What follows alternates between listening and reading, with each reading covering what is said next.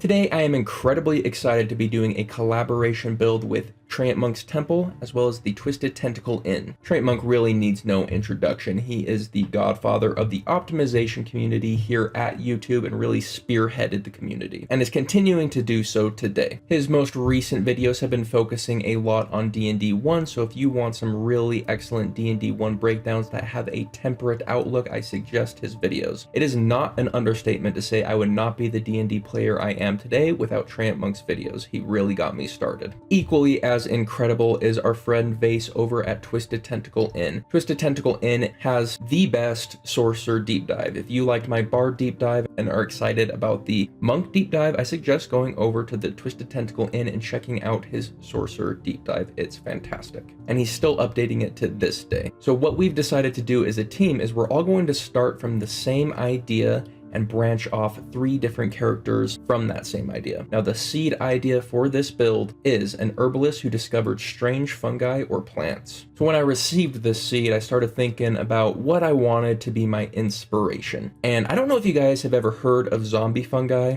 but it's like this really creepy fungus that will infect insects, get into their nervous system, take control of their bodies, move them to a place that the mushroom wants to grow, and then make them stand there while it feeds off their still alive bodies. So you'll see mushrooms growing out of these insects. It's absolutely wild. They are crazy. It's nightmare fuel, honestly, and also the inspiration for this character. So starting off, we were just a little goblin. We were the assistant to our tribe's shaman. We were just walking through the forest collecting plants for our shaman when we saw this really interesting looking mushroom, and being who we were, we decided to pop it in our mouths and eat it. Well, this mushroom turned out to be a zuggtmoy mushroom. Now, zuggtmoy is the demon god of fungi, and she takes control of people against their will to make them become her cultists on this plane, and that happens to us. So our nervous system gets taken over, and now we are just this little goblin that's being controlled by zuggtmoy and her shrooms. Zuggtmoy intends to, 1, use us to spread her shrooms around and to create more zuggtmoy zombies, but also to defeat a devil cult in the name of getting an advantage in the blood war. This second reason is to help us align with a good adventuring party. They can help us defeat the devil cult, and so the demons and the party's goals can align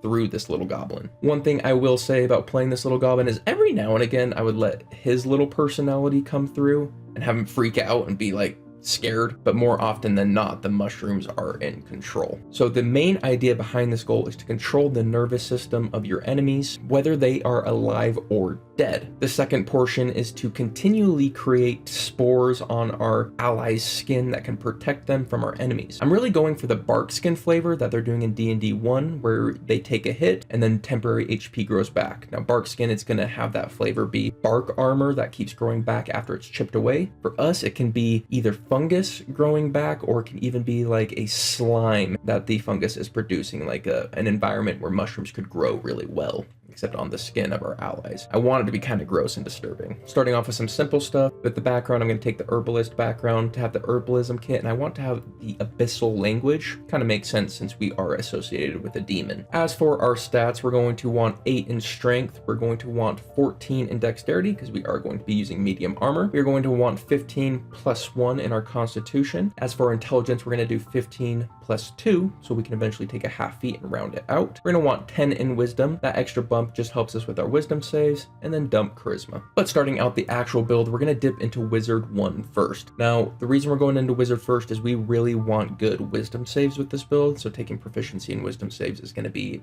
a step towards that. As for cantrips, chill touch is kind of cool with the flavor. I kind of think of it as we put a mushroom on our enemy, and when they are attempted to get healed, the mushroom just absorbs all that healing and doesn't allow it to go to their body. Very parasitic. Another one I like is Acid Splash, which is just a mushroom grows out of the ground really rapidly and then explodes into acid. And then another one I like is Mind Sliver, which is again kind of a parasitic shroom that's taking away their ability to defend themselves by absorbing their energy off their body. Honestly, you can take whatever cantrip you want. I think when it comes to this mushroom flavor, it's very, very flexible. You can take basically nearly any spell and make it work, but those are the ones that I am personally looking at. As for your first level spell, spells definitely take your staple spells, but then we have some flavor ones that stand out to me. I personally am looking at Charm Person, Sleep, Cause Fear, and Hideous Laughter as the flavor ones that kind of stand out to me. You can flavor Shield as shrooms quickly growing out of your skin to intercept an attack, or the same kind of slimy fungus I was talking about beforehand. At level 2, we are picking up Artificer 1. We are mostly here for the AC at this level, and you might be thinking, well, why not go Artificer 1 first so you get your Constitution saving throws instead of Wisdom saving throws? Aren't you a caster who's going to be concentrating? The answer is yes, but we have Mind Sharpener as an Artificer, and I think Mind Sharpener goes a long way to taking care of our concentration saves, to the point that I feel comfortable dropping our concentration proficiency in lieu of Wisdom proficiency. I just really do not like failing Wisdom saves. It's brutal. Speaking of our infusions, at level 3 Artificer 2, this is when we are going to be picking up our infusions. Again, Mind Sharpener stands out, Enhanced Defense stands out, and then some just simple items. I like Spell Rot Tattoo for Find Familiar, just because it's going to save us on resources, both for spells selected as a wizard, as well as the components cost, because when you do a Spell Rot Tattoo, there is no components cost.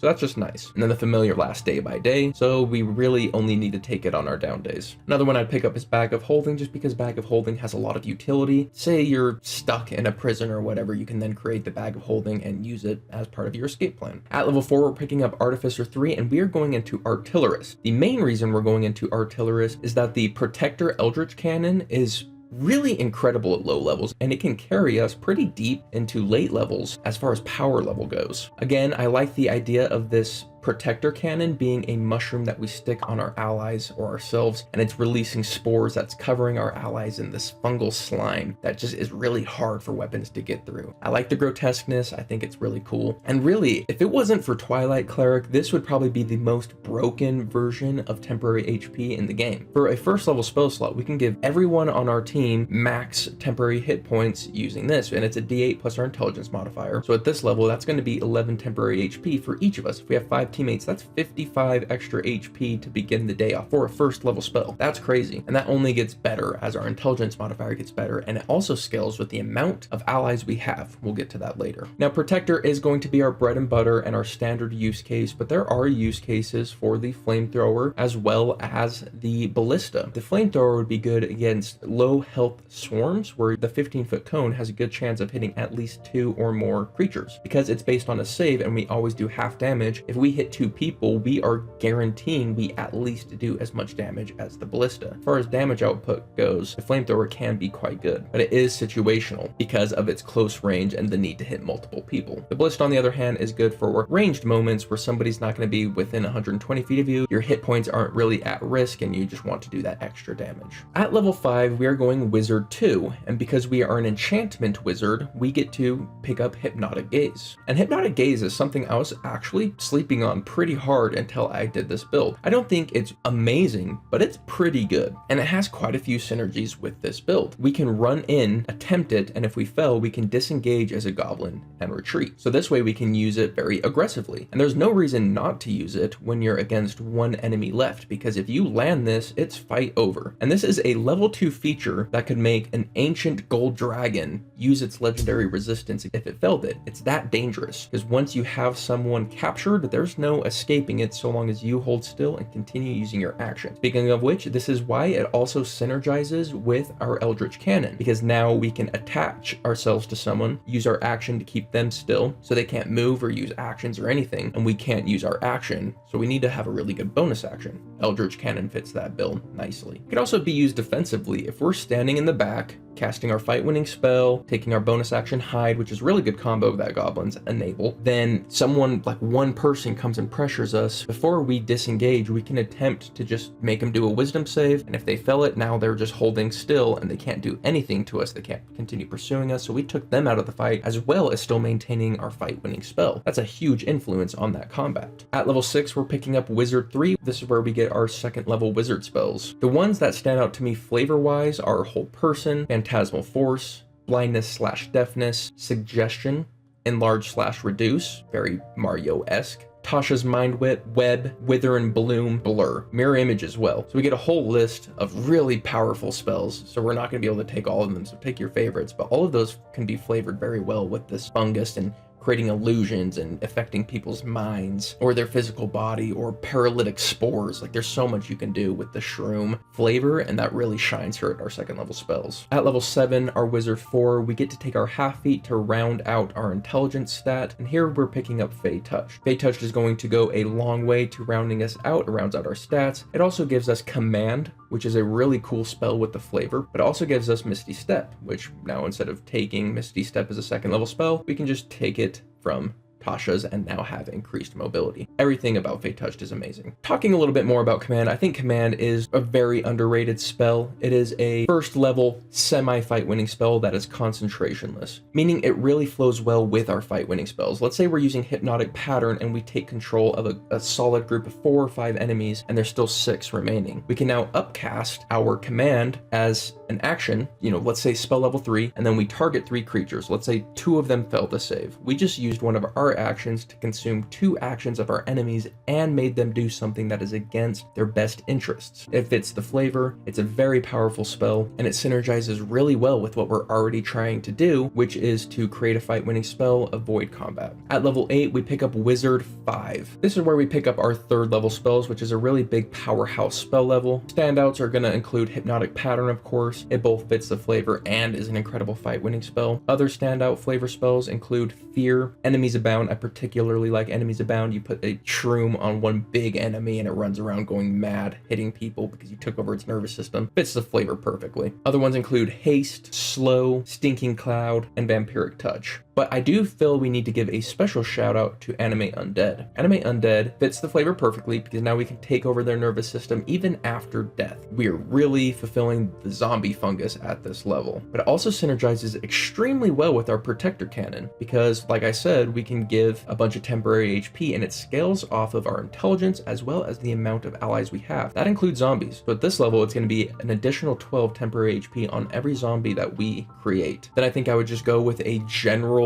order for the zombies that if anyone attacks me or my allies, to grapple and knock prone whoever that is. And then I just kind of leave them to their own devices at that point, let them follow us around, and then anytime we get into a fight, they're going to start trying to grapple and restrain people. Warning sign here, this could get out of hand really quickly. Animate Undead can become one of those absurd spells that just slow down combat to a massive extent. So I would limit us to at maximum 4 zombies, and then I would either give the zombies to the DM or share them with the party so we can each have our own little zombie that we can name. My zombie would be Chuck. This is just to keep the flow of the game going really well. We don't want to be the dick at the table. We want to be the person who's enhancing the fun for everyone. So be careful with Animate Undead. At level 9, we pick up Wizard 6 and we get Instinctive Charm. Instinctive Charm has synergy with our Hypnotic Gaze because with Hypnotic Gaze, we need to be within 5 feet of an enemy. With Instinctive Charm, somebody who is attacking us, if somebody else is in range, they have to attack them instead. So it puts a pretty good chance that they're going to be attacking their ally that we have Hypnotic Gazed. But also if there's an archer, for example, you can just use this to relieve pressure off yourself, though keep in mind that if it's an archer shooting you, now they can shoot an ally. After this, it's mostly just the same. We're going to be picking up spells down the same theme, and we're not going to change much. Honestly, you have the groundwork you need to make the character you want to make from this point onward. We focus on control spells, taking over the nervous system of our enemies, then taking over them after they die, creating this little zombie horde. On top of that, we have pretty dang good AC by being Artificer with an enhanced defense. We have good concentration checks with Mind Sharpener. We have okay dexterity saves, and with something like Absorb Elements, we can kind of pad our dexterity saves as well. And then we have proficiency and a little investment into wisdom saves to kind of take care of that side of us, to at least be decent in our wisdom saves. So our defenses are pretty dang excellent, especially once we combine them with our disengage and hide action that we get as a goblin, and then we combine that with our protector cannon giving a ton of temporary HP. So we have very strong defenses both for us and our team, and then we're able to control mass amounts of the battlefield. We can Hypnotic Pattern one group, we can command the other group, then we can Hypnotic Gaze the last person, and have that all going on pretty similar timings. We can control a large amount of the battlefield. Combine this with a cool story where we are a slave, a zuggtmoy, and we are fulfilling her wishes on this plane. I would lean into that a lot. I would even have the flavor that when we take someone over with shrooms, it's not really us controlling them. We are just the will of zuggtmoy, and it's zuggtmoy who is controlling their bodies and having a hand on this plane. I would lean into that roleplay and have fun with it, especially the moments where zuggtmoy's grip is released and we as our little goblin selves ourselves have a moment to try and roleplay our fear and our terror and our own desires. I love that, and hopefully you did too. Now, if you liked this build, Treant Monk's Temple as well as Twisted Tentacle Inn took the same concept and built two very different characters, so I recommend you go check both of those out. We're going to have those links in the comments down below. But I would also love to hear what build you would have done with the same seed that we were given. Let me know in the comments down below. And other than that, I hope you have yourselves a lovely day, and I'll see you on the next one. Later.